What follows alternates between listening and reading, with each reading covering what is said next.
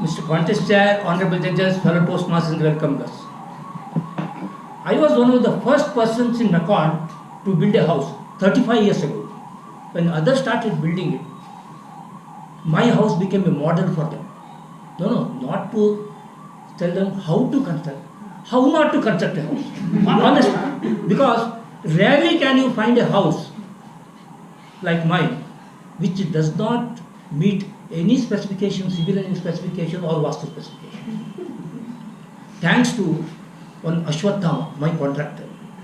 Don't confuse with the Ashwatthama, the elephant of Mahabharata. No. Of course, both were pachyderms, thick-skinned ones. But this one is of human variety. It was, "Ah, bail mujhe maar," come and kick me kind of thing when I landed up with the contractor. Because I was constructing a house in Banshankari third stage, which was at that time a thorough jungle, Parthenium jungle, at least 5-6 years away from civilization. Someone approached me and he introduced me Ashwatthama. He said he is a professor in RB college, but be careful, he delays the house very long. Ironically, that clinched the issue because I wanted someone to construct my house in that godforsaken place and maybe given after 3-4 years at the original cost. I thought I was very clever, but Ashwatthama was cleverer because he did not have any intention to follow any of either the contract or the specification. But other than that, Ashwatthama was a very interesting person. Every day he will regale me with some personal anecdotes. Nanu ME ಮಾಡ್ತಿದ್ದಾಗ, when I was doing my ME course, was his favorite starting line for his stories. He was also talking about his experience in RV college, about his love, his students' love and affection for him. All the time troubling me, "Professor, can I do like this? Professor, can I do like that? Professor," all the time talking professor, professor. But I was very pleased because I knew I had a contractor who was an ME and a professor in RV college. Until my colleague from Mecon one day visited my site. I introduced him to Ashwatthama, professor of RV.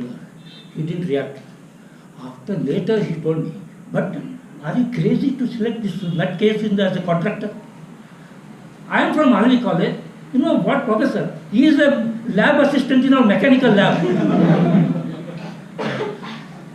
I was really shocked. Then I found out, yes, this fellow was a 9th standard failed fellow.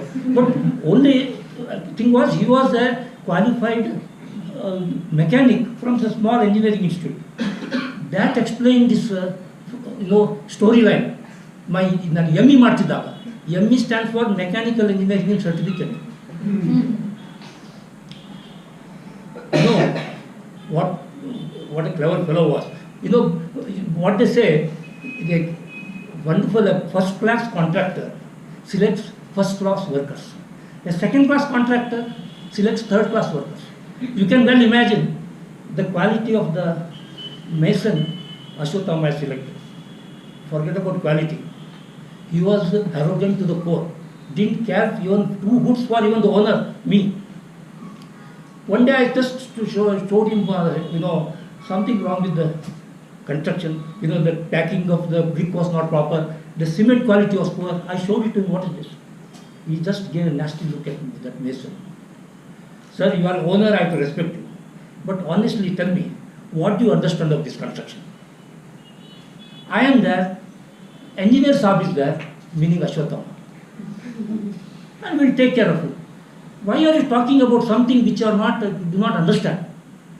So this 9th standard fail Ashwatthama was engineer Saab for him. And I, an NITK alumnus, was an ignorant owner.